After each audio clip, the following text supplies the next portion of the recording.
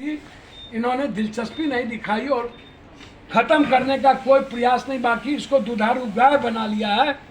सिर्फ revenue generate करने का दुधारू गाय है, इसको कोई सुविधा नहीं देना है। बस आप यहाँ से माल वाहक की तरह ढोलो। दूसरा, अभी पूर्णिया में जो लड़ते लड़ते हम लोगों ने अभी जाकर के जमीन का और एयरफोर्स के बीच में समझौता जो हुआ, तो तीसरा एयरपोर्ट निर्माणाधीन बनने का, लेकिन आप भागलपुर चले जाइए, आप बॉर्डर एरिया में चले जाइए, आप रक्सौल में चले जाइए, एक भी एयरपोर्ट इन्होंने, जबकि उत्तर प्रदेश को छोटे बड़े जहां एयरपोर्ट चल भी ना रही हो वहां इन्होंने 27 एयरपोर्ट दे दिया। आप हमको वो भी नहीं दिए। हम जीएसटी का पैसा जितना देते हैं उसका 32% भी आप हमको उस टैक्स का, डेवलपमेंट का पैसा नहीं देते हैं। जीएसटी भी आप रोक लेते हैं। टैक्स का पैसा जितना बिहार 14.5 करोड़ बिहारी देता है, आप उसका 30% डेवलपमेंट में नहीं देते हैं। अब आप आइए एम्स। आपने आज़ाद हिंदुस्तान के बाद यूपीए की सरकार में एक एम्स पास हुआ पटना। जब आपकी सरकार आई तो पटना में एम्स के लिए आपने कोई ऐसी व्यवस्था नहीं की, जिसके चलते 80-90% लोग अभी भी दिल्ली एम्स जाते हैं बिहार के। पटना एम्स में सुविधा नहीं होती। दूसरी तरफ सारे एमपी लड़ करके मिल करके दरभंगा के लिए एम्स के निर्माण की बात ही आई, जबकि डीएमसीएच आप जानते हैं क्या जर्जर व्यवस्था में है, सारा लुटेरा बैठा है। और दरभंगा, पटना के बाद पूर्णिया, पूर्णिया के बाद दरभंगा, भागलपुर गया, पटना के बाद सबसे ज़्यादा मेडिकल माफिया पूर्णिया की धरती पर। उससे ज़्यादा धरती पर हमने कहीं मेडिकल देखा ही नहीं माफिया। फिर दरभंगा, फिर भागलपुर और फिर गया। हम एम्स खोलने के लिए जब यहाँ पर पूरी सहमति हो गई, सब कुछ हो गया, बिहार सरकार ने ज़मीन देने का प्रयास करके, जबकि हालात अच्छे नहीं थे, देने का प्रयास किया। उसके बावजूद आपने स्पष्ट रूप से कह दिया वहाँ एम्स बनने का कोई प्रावधान नहीं है और वहाँ पर वो ज़मीन एम्स के लिए लायक नहीं है। तो भैया, ये नूरा कुश्ती का खेल, आंख मिचोली का खेल बिहार की जनता को क्यों पिसवा रहे हैं? मैं आपसे जानना चाहता हूँ कि इस दोनों आदमी के नूरा कुश्ती में दरभंगा, कोसी, सीमांचल, मिथिलांचल की जनता क्यों पिसे?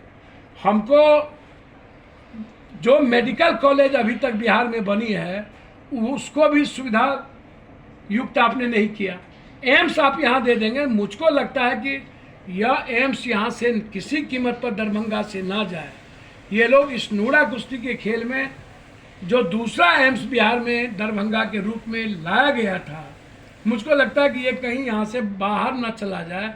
इसके लिए मैं बिहार सरकार और केंद्र सरकार से मांग करता हूँ कि यह डिमांड सिर्फ दरभंगा का नहीं, ये मिथिला, कोसी, सीमांचल का सबसे महत्वपूर्ण डिमांड है। जहाँ भी सीमांचल, कोसी, मिथिलांचल में आपको लगे यदि इस दरभंगा से कहीं ले जाने की प्रक्रिया आप अपनाते हो तो यह बहुत गलत है। मैं आपसे आग्रह करूंगा हर परिस्थितियों में कि आप दरभंगा में एम्स का निर्माण करें। यदि केंद्र को लगता है कि दरभंगा में एम्स के निर्माण का जगह नहीं है तो आप सीमांचल, कोसी, मिथिलांचल में किसी भी जगह एम्स का जो सही जगह है आप वहां निर्माण करने का शुरुआत करें। हम आपको सीमांचल, मिथिलांचल, कोसी का एम्स को बाहर ले जाने नहीं देंगे किसी भी कीमत पर। ये सांसदों ने जो लिख कर दिया था कि सहरसा जाए एम्स, वो आपकी बात से सामने आ रहा है। देखिए, मैं आपको बहुत क्लियर हूँ और मैं इसको स्पष्ट बता दूँ कि जब पहला प्रयास दरभंगा का हुआ और दरभंगा में ज़मीन है, मैं आज भी कहूँगा यदि दरभंगा को ज़मीन है और दरभंगा के में एम्स लाने का जो निर्णय लिया गया, आज भी मेरा सीधा है कि यदि वो एम्स दरभंगा में बन सकता है तो हर परिस्थिति में दरभंगा में एम्स निर्माणाधीन हो। मैंने पहले भी कहा है कि हाईकोर्ट का दूसरा बेंच पूर्णिया में बैठे। मैंने पहले भी कहा कि हाईकोर्ट की उपराजधानी अथी बिहार की उपराजधानी, चूँकि उधर भागलपुर है, बंगाल है, सभी जो पूर्णिया में। देखिए, मेरा जो डिमांड है, मैं आपको पहले भी, ये आज का डिमांड नहीं है, हाईकोर्ट बेंच को लेकर के रविशंकर ने हमको 4 चिट्ठी लिखा है और एम्स के बारे में बहुत क्लियर हूं मैं कि आप दरभंगा में निर्माणाधीन हो बाहर ले जाने की प्रक्रिया में पप्पू यादव का सीधा है कि कोसी, सीमांचल, मिथिलांचल से वो बाहर ना जाए। इस तीनों में जहां उनको उपयुक्त जगह मिले, एम्स का निर्माण। अब मुझे एक अंतिम प्रश्न, महागठबंधन की बैठक होने जा रही है 23 तारीख को। पप्पू यादव क्या चाहते हैं? उनकी पार्टी लोकसभा में किस रूप से चुनाव लड़ेगी? कौन सा जगह उसके लिए होगा? पहले तो मैं दरभंगा के बारे में एक और आग्रह करना चाहूँगा कि मैं केंद्र सरकार से दो बात आग्रह करूँगा कि क्या हुआ तेरा वादा तेरा वादा क्यों भूल गए यहाँ के MP, MLA, मंत्री, जो दरभंगा का जो स्मार्ट सिटी बनने का था।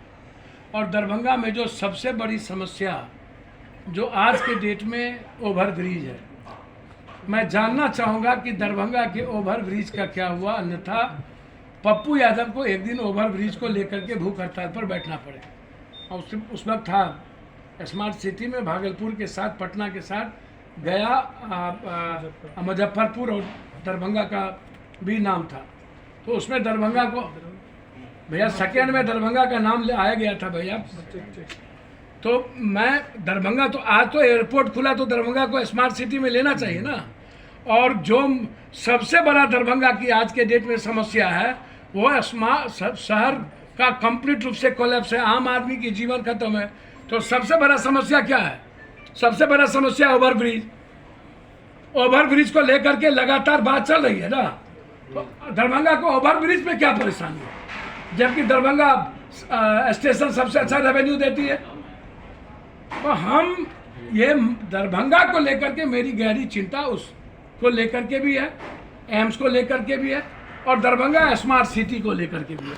अंतिम सवाल जो आपने पूछा है, देखिए सवाल पप्पू यादव की चिंता मत करिए। मैं 5 साल मेरा रिश्ता बिहार के साथ माँ और बच्चों का और सेवक का रहता है। 5 साल हम राजनीति नहीं करते हैं, सेवा करते हैं, और कंप्लीट रूप से सामाजिक सरकार जो जिससे आम आदमी की ज़िंदगी बचे और आम आदमी को न्याय मिले, मैं लगातार प्रयास करता हूँ। राजनीति पार्टी जो है वो चुनाव के ठीक 3 महीना, 2 महीना, 6 महीना से शुरुआत करती है। कोई भी पार्टी 9 महीने को मात्र चुनाव बचा है और अब लोग चुनावी मोड में आ गए। चुनावी मोड में आप लोग काम करेंगे। मेरे लिए पर्सनली मैंने पहले भी कहा कि हमारी पार्टी बहुत छोटी है। 2024 पप्पू यादव एक लड़े या 2 लड़े या 1 लड़े, मेरे लिए सवाल बहुत क्लियर है। मेरी पार्टी किसी भी कीमत पर किसी के साथ मर्ज नहीं करेगी।